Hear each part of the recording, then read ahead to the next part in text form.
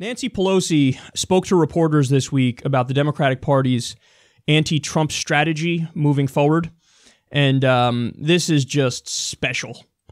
So she said, "The way I told my members, it's like telling your friend the guy she's dating is a jerk.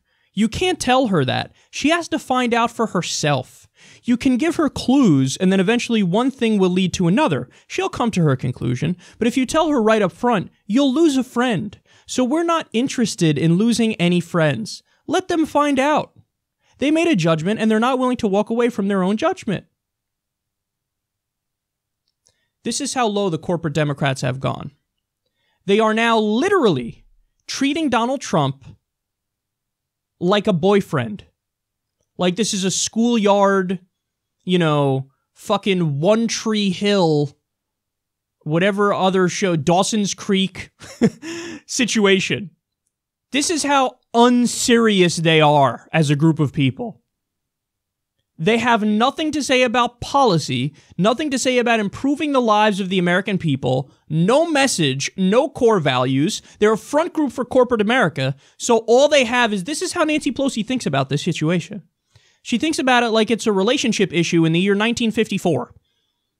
Maybe I should tell Betsy that Bobby's mean, but I have to let her figure it out on her own, because if I just tell her, then I'm going to lose my friend. This isn't a relationship. This isn't a relationship. This is nothing like what you're talking about. And it's flat out embarrassing that this is how you frame it. Because people's lives are at stake.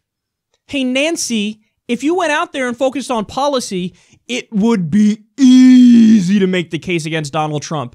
If I ran the messaging for the Democratic Party, if they let me run messaging and they all agreed, okay, look, he's in charge, do what he says, we would have a meeting every morning, I would give them their talking points, and the Democratic Party would, within 1 month, have a crushing lead in favorability and popularity over Donald Trump and Mike Pence and the entire Republican Party.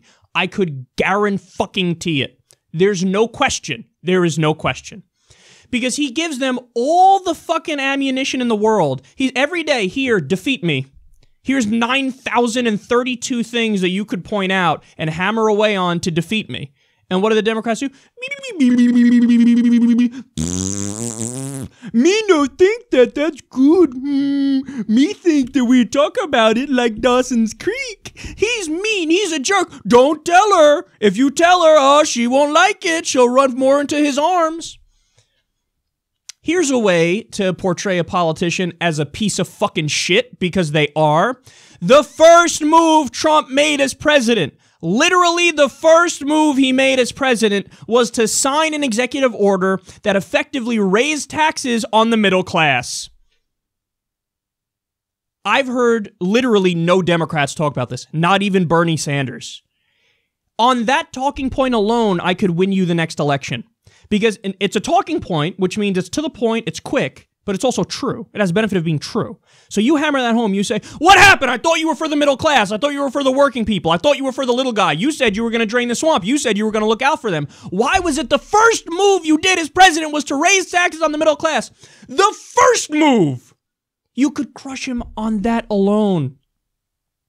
The guy is pushing a healthcare plan that is a $600 billion tax cut to the rich, while it increases the amount of money that a middle-class earner has to pay for their health insurance and a lower middle-class earner has to pay for their health insurance.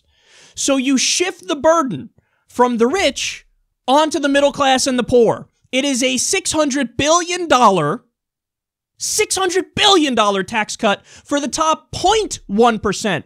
The average person in the top 0.1% will save $200,000 a year as a result of the healthcare bill that they're pushing. They're going to have millions of people lose insurance. I've seen different numbers. 13 million about people are going to lose their health insurance. How is it that you don't have that fucking number, 13 million, or whatever the most accurate number is? Why do you not have that fucking tattooed on your forehead on every single show that you go on and hammer away? The guy said he wants to stop nation building. He just increased military spending, or he's proposing increasing military spending by $54 billion. You can't say, hey, wait a second, we already have the biggest military in the world by 1.5 miles. We spend more than the next 8 biggest countries combined on the military. We have 800 military bases around the world that cost $100 billion a year. You said you wanted to spend that money at home. You said you wanted to spend it on infrastructure. Why aren't you doing that?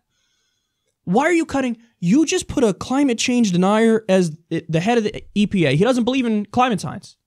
He sued the EPA 14 times. You put Rick Perry to control our nuclear arsenal, you moron. Ben Carson is now the head of housing and urban development, and oh, look at that, a $6 billion cut is already proposed. Ben Carson, who said Obamacare is slavery.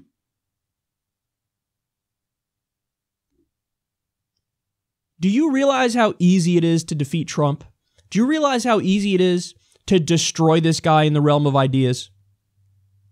The only good thing he's done so far is kill TPP. That's it. Everything else, he is the quintessential establishment Republican in every other area. You have his EPA is literally fighting the Clean Water and Clean Air Act. You can't beat him in an argument when he's telling you, I am in favor of dirty water and dirty air. You're the most pathetic, disgusting shell of a party I've ever seen in my life. I mean, it is really fucking gross. It's unbelievable. You're having a conversation like you're talking to somebody about a teenage relationship. I don't know how to deal with Trump. Maybe we don't say anything, and then they'll learn on their own. Or if you have a vision, why are you not out there saying, hey, I support single payer. I support Medicare for all. Why are you not out there saying, I want to make the minimum wage a living wage and tie it to inflation, because if you work full time, you should make enough money to survive and afford necessities. Why not take that argument, push it on all the Sunday shows, and make Donald Trump and the Republicans come out and say, we disagree. We're not in favor of people, making enough money to survive if they work full time. We don't believe in a living wage. We believe in wage slavery. Make them say it. Get them on the record. Get them on the goddamn record. Come out there with the comprehensive plan. Hey, we want to address this over $1 trillion in student loan debt crisis. We got senior citizens still paying student loan bills. How about we wipe the slate clean? Here's a piece of legislation to do that. Make them say, no, I want senior citizens to have to pay this forever. I want people to not be able to file bankruptcy on student loan debt. Propose a free college bill. No, and make them say, no, I'm against free college. Then you say, fucking Slovenia even has free college. Brazil has free college. Many other modern nations have free college. We can't have it. Propose a bill that says, hey, we want paid vacation time by law. Literally every other modern nation has paid vacation time by law. We don't. There's only 3 nations total on the planet that do not have paid maternity leave by law. Oman, Papua New Guinea, and the United States of America. You don't know how to go out there, propose a bill, say this is what we support, this is what we're going to push for, do an onslaught campaign in the media, and then make the Republicans say, yeah, we're against it. We're against having basic things that other nations have. You can make an argument. You could say, we're for single payer, we're for free college, we're for making the minimum wage a living wage, we're for unions, we're for workers, give specific policies and make them come out and say, we disagree. Because guess what? When you go to the specifics, the American people are with progressive ideas. It's not even close. So this is the resistance. This is the resistance is, shh, don't say anything. You have to let Betsy understand that Bobby is an ass on her own. Because that's exactly what this is like, a fucking teenage sitcom on the Disney Channel or some shit. No, this is real life. This is politics. This is the direction we take the country. They're so clueless. This is the resistance. JusticeDemocrats.com right the fuck now. JusticeDemocrats.com is the hostile takeover of the bitch-ass Democratic Party, the corporate sellouts by the Bernie wing. And we take no corporate money, no big donor money, and we represent the people. So no corruption among Justice Democrats. We fight to get money out of politics, and we fight for single payer, free college, make the minimum wage a living wage, no nation building, you name it. We fight for actual progressive things that you believe in, and we know how to fight Trump effectively. It ain't that fucking hard. It's just the Democratic Party is a corporate shell of its former self.